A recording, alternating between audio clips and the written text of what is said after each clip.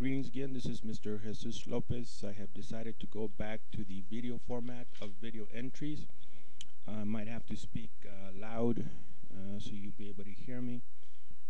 And again, I do believe that every single one of us has something to share, something to offer, something to give. And we're seeing our world become sort of a mess from when we look at it. Every day something happens that can lead us to believe that we may encounter some kind of difficulty, some kind of catastrophe, and it may be to our own doing. Today's issue, what I want to knock over is how do you accomplish anything if you're a politician in this day and age? How do you accomplish anything? I was listening to one of the shows that I listen to. Don't know why. I don't like it. The program is Laura Ingraham, a conservative talk show host. Comes on Fox Radio. I don't know if you can find it where you live. But she was going on about China, Americans' current policy with China, Americans' involvement in the conference in Iraq and Iraq's neighbors. Excuse me. And her point of view is that Bush should be doing something differently. And the thought that came to my mind is, thank God that it is these educated individuals who get elected for president who are accompanied by more educated individuals who have actually been involved, who have actually done things, who actually know what it takes to have success in difficult areas. I think if you left the country up to the leadership of Laura Ingraham, Rush Limbaugh, Pat O'Reilly, who else? Hannity, all these individuals who have talk shows and who are constantly mouthing off about what should be done, the country would be in ruins. You need to take certain action, and that action has to be the action that you believe has the most likelihood of success. I trust the president. I trust his advisors. I trust the vice president. I know these are individuals who have been involved in difficult negotiations and who have learned strategy and who understand what is necessary and what needs to be done to have success. The president was criticized for his approach to North Korea, yet we have North Korea back at the negotiation tables.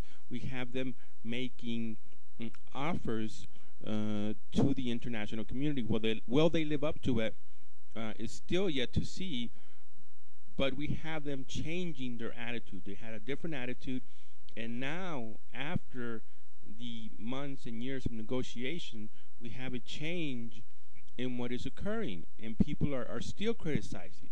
So how in the world can you possibly accomplish anything in this day and age when you have so many critics, outsiders, armchair quarterbacks, if you want to call them that? I was talking to an individual, and I was trying to get that individual to understand how difficult the challenge of terrorism is. If you look into it, there's not one group. There isn't an Al-Qaeda. There is many groups out there invested in the same type of violent, aggressive activities, planning to attack the United States of America. And the individuals in leadership positions need to understand that and need to formulate the necessary policy that will protect America and will protect Americans. Excuse me. And I don't know if armchair quarterbacks are the individuals want to be criticizing, because all you do when you criticize is you make things worse for the administration. The administration, any administration, has to deal with the Congress, has to deal with the regular news media, has to deal with talk show radio, has to deal with newspapers, has to deal with their adversary, and it's understood that there's certain elements that are just going to be there. But when you're criticizing without knowing, you're making things worse for the leadership. You're making things worse for the president. You're making things worse for Condoleezza Rice. Is it going to be a perfect solution? No, absolutely not. Never going to be a perfect solution, but it will be a solution, and we'll get some remedy from it. China, the way I see it is simple. United States of America still holds a large quantity of nuclear weapons. I don't know what the fear of China is. Will they dominate the world economically, and that'll put America in a subservient position? Will they just lead an invasion into American soil? They're not going to lead an invasion into American soil because, again, the United States of America still holds a large number of nuclear weapons. And if it comes down to it, they'll use them for their defense. Economically, America is China's best customer. You don't shoot your best customer. You don't upset your best customer. The people buying Chinese products are Americans. So the fear of China, I don't understand. Now I know they're growing the military. They're as far as soldiers are concerned, in numbers, in troops, China continues to grow its military. In advanced technology, they continue to do that. But the United States is not far behind. In fact, we're not behind anybody. And when you hear individuals that really lack a certain degree of understanding of complex diplomacy, you almost want to tell them to shut up. Laura Ingraham has this saying that she tells artists to shut up and sing.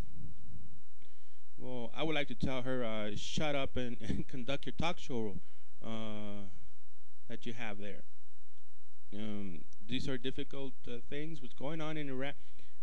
I don't see a change in policy. The United States of America said that they will not deal with irrational people. We have not changed that policy.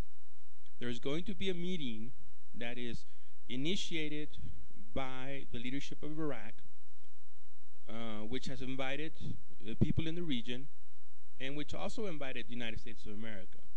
It is not a change of policy to attend a meeting where Iraq, where Iran and Syria are at.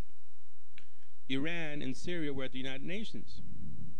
That meeting where Hugo Chavez came and said and accused George Bush of being the devil, the United States of America was there. President Bush was there. Should President Bush not have addressed the United Nations because the leadership of Iran addressed the United Nations, because the leadership of Venezuela addressed the United Nations? This is not a change of policy. And people within the conservative movement calling it a change of policy are harming the president, are harming diplomacy, are harming negotiations. And I, for one, am glad that it's individuals like Mr. George Bush and Mr. Cheney and Condoleezza Rice and everybody else they have working for them that know how to conduct these difficult negotiations, regardless of the Democratic critics, regardless of the Republican critics, and regardless of radio talk show hosts. Thank you, and have a good day.